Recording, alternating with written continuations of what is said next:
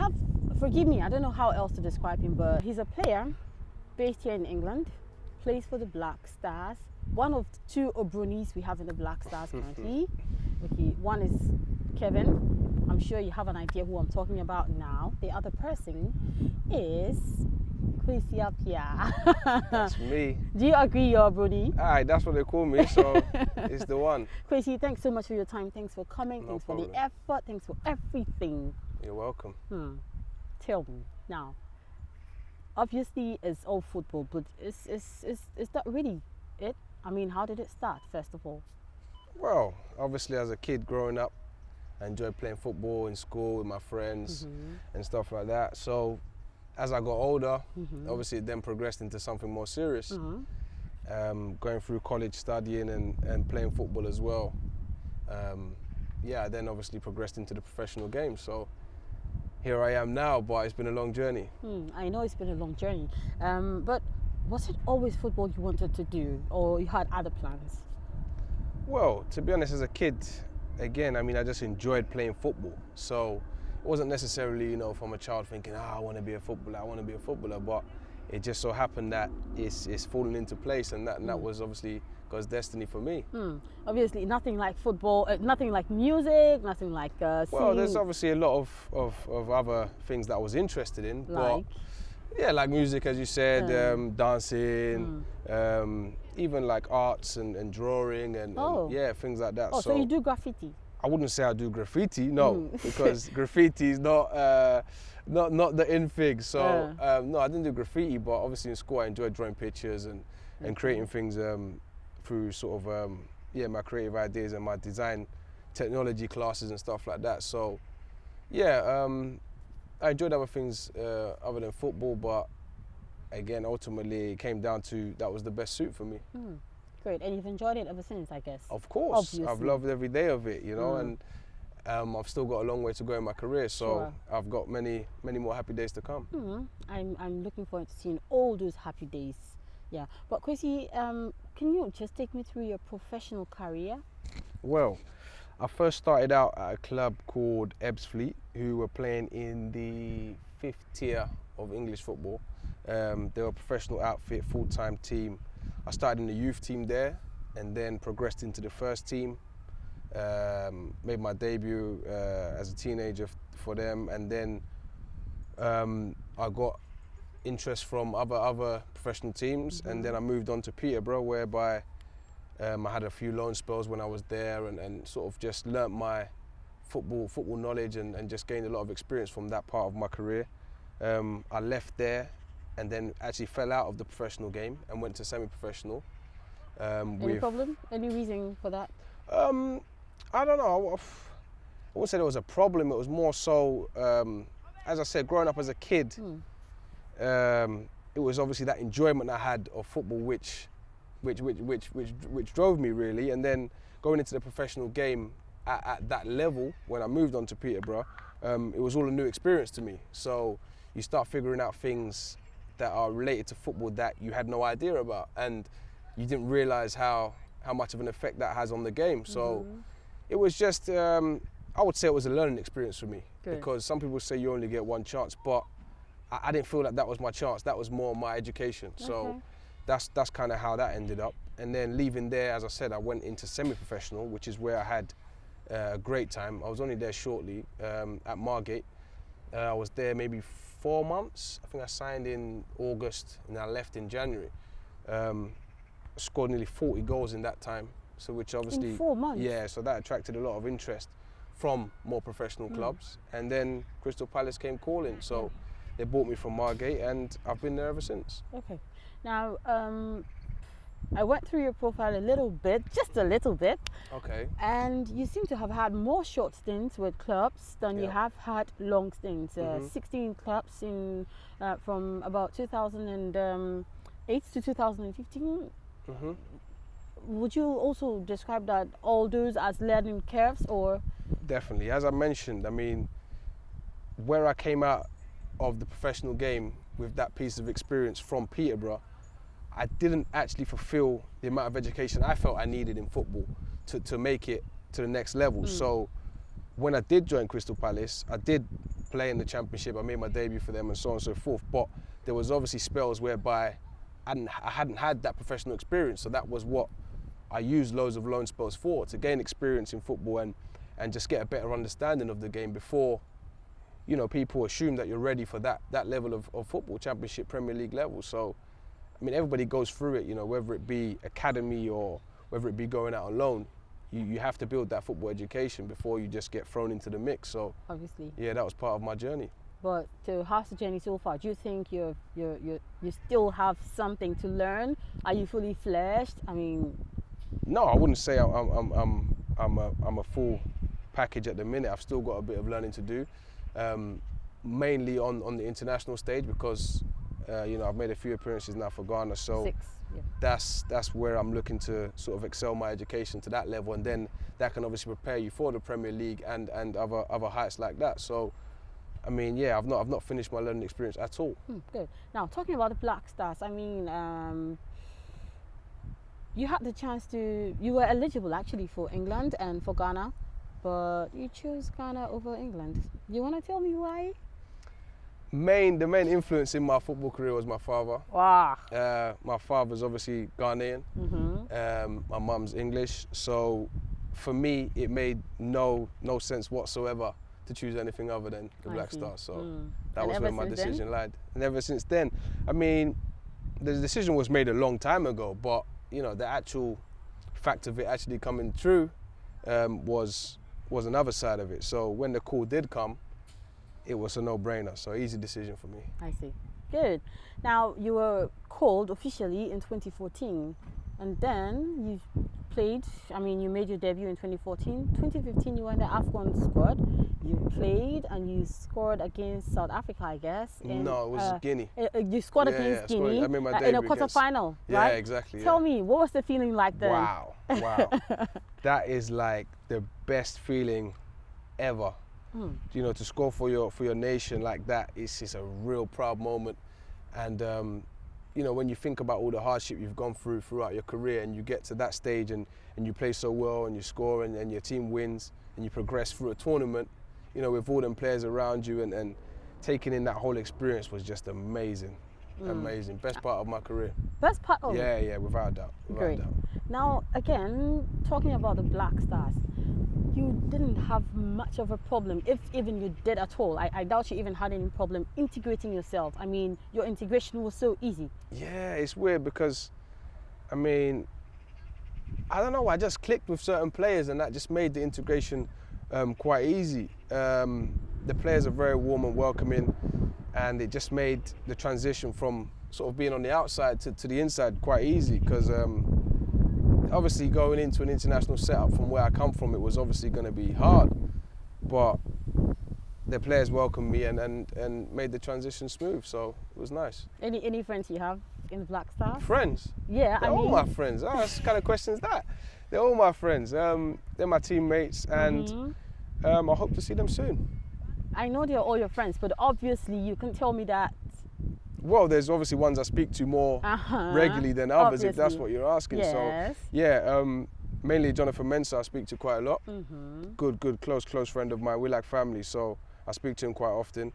Built a real strong bond with him, and that's my guy. So, yeah, I speak to him more regularly than the others, I'll give you that. Okay, thank you for giving me that. Now, fast forward, still with the BlackStars, I mean, everything was so good until June the 7th, when you injured your anterior cruciate ligament. Ever since then, how has it been? Well, it was a reality check. I'd say that first of all, because things were going really well. Obviously, I was back in the Ghana setup when it happened, international duty when it happened, training in Ghana. So it was tough to take, you know, because things were going so well, and it was almost like I was just on that high, and I was taking off. So it was tough to take, but ultimately, you know, everything happens for a reason. Good. And I feel, you know, it's brought me closer to a lot of people and a lot of situations outside of football that you don't realise when you're in that bubble that you need. So it was grounding to have that injury, because it makes you appreciate what you have and what you've worked hard for, and also where you've got to. You look back and think like, yeah, that's where I need to be, and having that setback makes you hungrier to get back there. Okay, now tell me, you said that it actually got you close to certain people. I mean, Yeah. Can we count amongst those people any members of the Ghana Football Association? Can we? Well, I wouldn't necessarily say that, but I'm close with a few members of the GFA. Alex Asante I speak to quite often. I also speak to the doctor there, Dr. Baba, and also the coach. So yeah, there's a few people that I do stay in contact with, but that weren't necessarily the people I was speaking on. I was more speaking about family and friends and people around you that keep you grounded and keep you focused on your journey. So that was mainly who I was speaking on.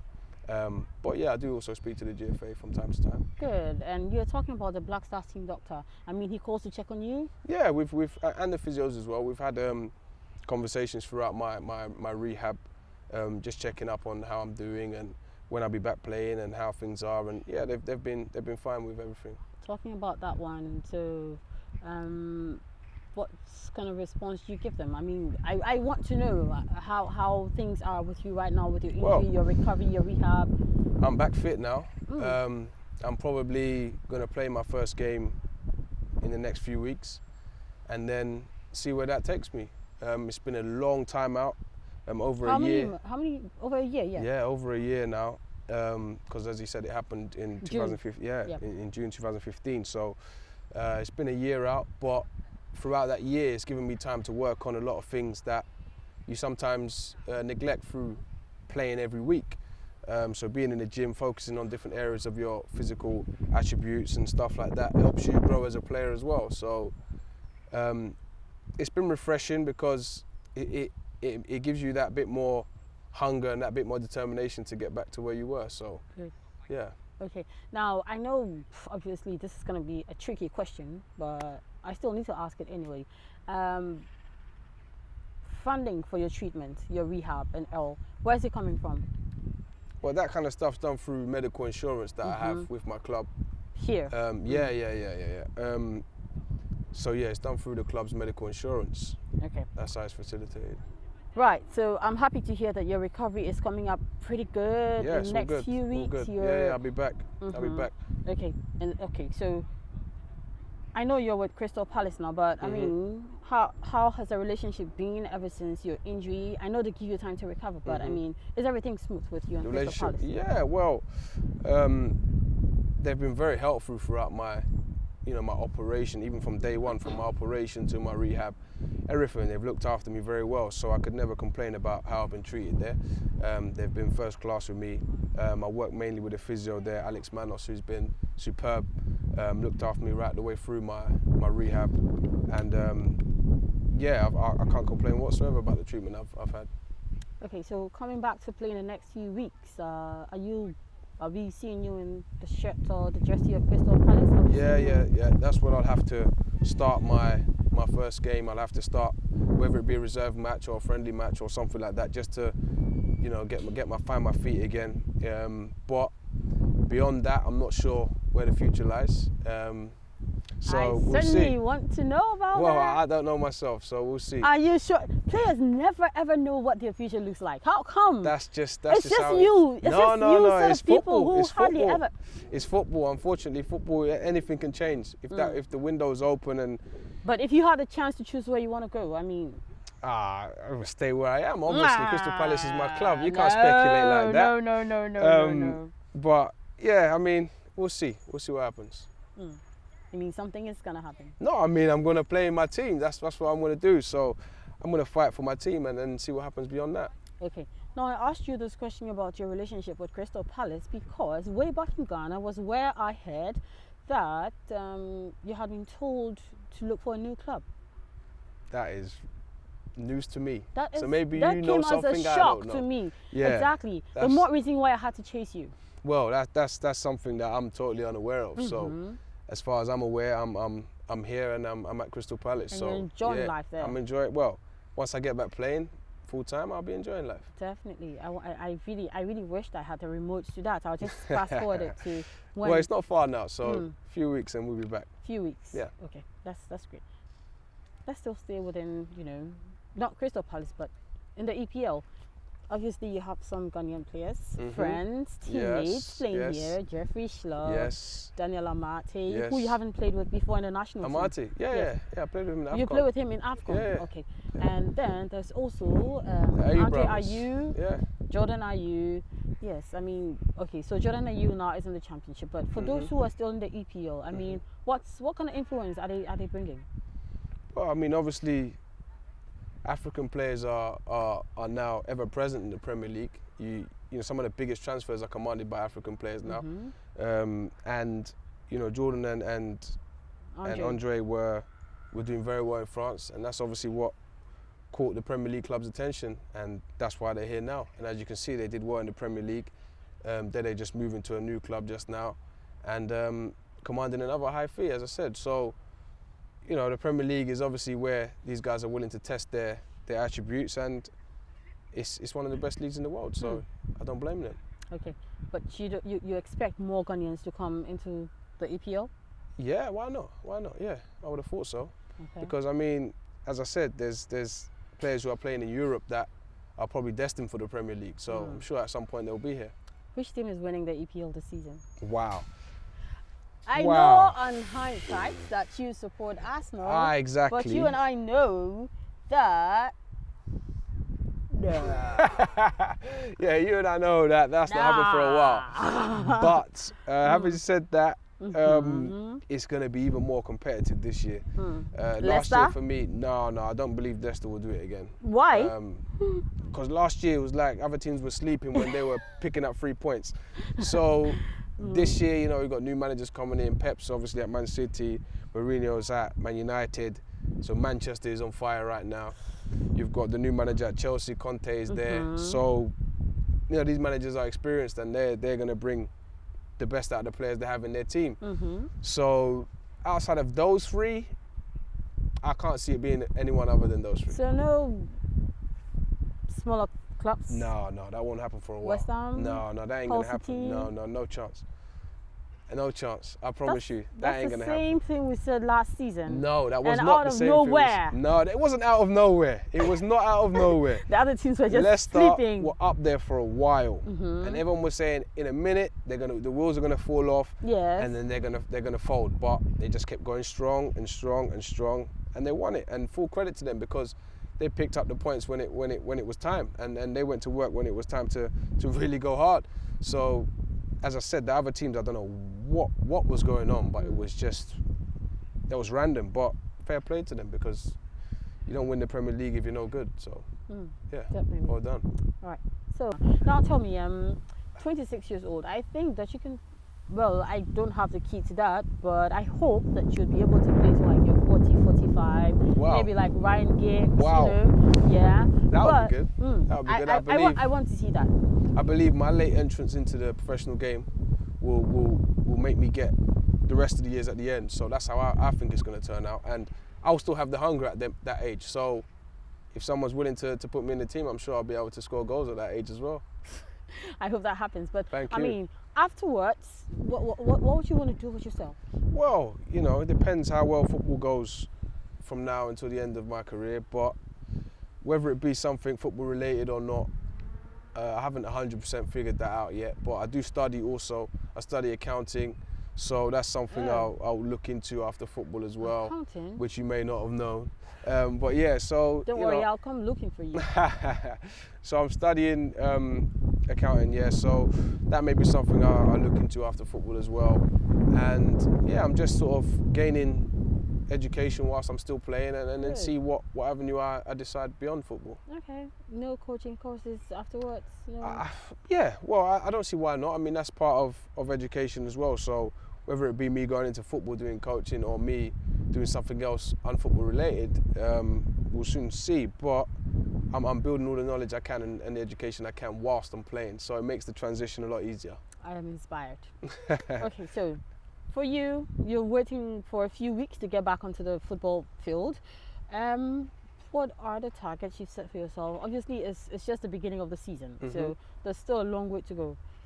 what targets have you set for yourself personally and then for your club through the season? Well, I'll be honest with you, my main goal is obviously to play in the Premier League. That'll be, you know, that'll be the main goal.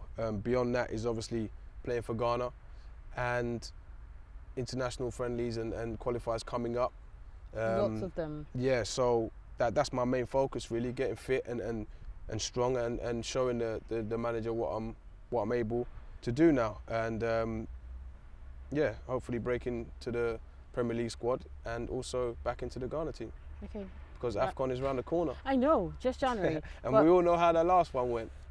So this time we need to go one better. Yeah, I'm looking forward to seeing you score more goals. But I mean, out of that, though, adding that to it, do you have any set target for goals that you want to score in this season and probably for the AFCON? I don't know how many strikers set goal targets anymore, because you just want to score as many goals as you can. So I wouldn't sit here and say, I want to score 20 goals this year, because if I score 30, I'm going to say, I always wanted to score 30 anyway. So I wouldn't set a target, but I aim to score as many goals as I can, because at the end of the day, goals win you games and goals get you going places. So if I'm back in the game scoring goals, then you can't deny me. Yeah, I want to see that. Okay. You will. I can't Trust wait. me. I can't wait. Kwasi, who's the best manager you've worked with so far? Wow. Wow. Most of the managers I've worked with more recently have been very helpful for me. Avram Grant was a big help, bringing me into the Ghana team and just helping me grow my game outside of club level kind of football, if that makes sense. So playing for a national team is a different kind of pressure, a different kind of standard. So he helped me raise my game, and I appreciate for that. I appreciate what he's done for me. And also my current manager at Crystal Palace, Alan Pardew, when he first came in was when I was involved in the Ghana setup, and coming back from the AFCON, he gave me all the guidance I needed and all the backing for me to go on and kick on. But obviously through my injury, I haven't been able to do that, but now I'm back. Hopefully we'll remain part of his plans. Okay, I wish that for you also. Thank you. And then Ghana was this close to the cup in AFCON 2015. Just this close. Man. Did you also cry? The emotion was crazy, so I don't think anybody didn't cry. Let's put it that way. Okay, so here's another opportunity for you guys in 2017. Do you think you're going to grab it and go all out? Considering where we got to last time, new manager had just come in, didn't really have time to influence the team as he may have wanted to, but for him to get that out of us in such a short space of time, now having worked for us for a few years, I don't see why we couldn't go one better. So you're winning the trophy this time? I hope so. I hope so, because I don't want to take anything less. Okay, because every other team out there is strong. Yeah, well, they were strong. They were strong in 2015, but you know. But you maneuvered and you got to the final. There you go. So you gotta beat the best teams if you want to win. So we're one of them. We'll see how it goes. Now, Kwasi, we're done with this interview. Really short, but I mean, Ghanaians miss you so much. They want me to tell you that they miss you. They want to see you soon. I'll see you sooner than you expect. Trust me. Oh, okay. So in a matter of weeks, then I'm thinking you'll see me sooner than you expect. Okay. Apart from that, anything else you want to tell them? No, I'll just say thanks for your support along the way. You know, even via Twitter and social media, you've been sending me loads of messages and support throughout my injury as well. So I appreciate all that, and I'll be back on the field soon, doing you all proud. All right, Kwasi, thanks very much. No problem. We wish you all the best in all your endeavours. Thank you very much. I can't wait to see you playing again for Ghana, for Crystal Palace, and wherever the future takes you. Thank you very much. See you again soon. Thank you.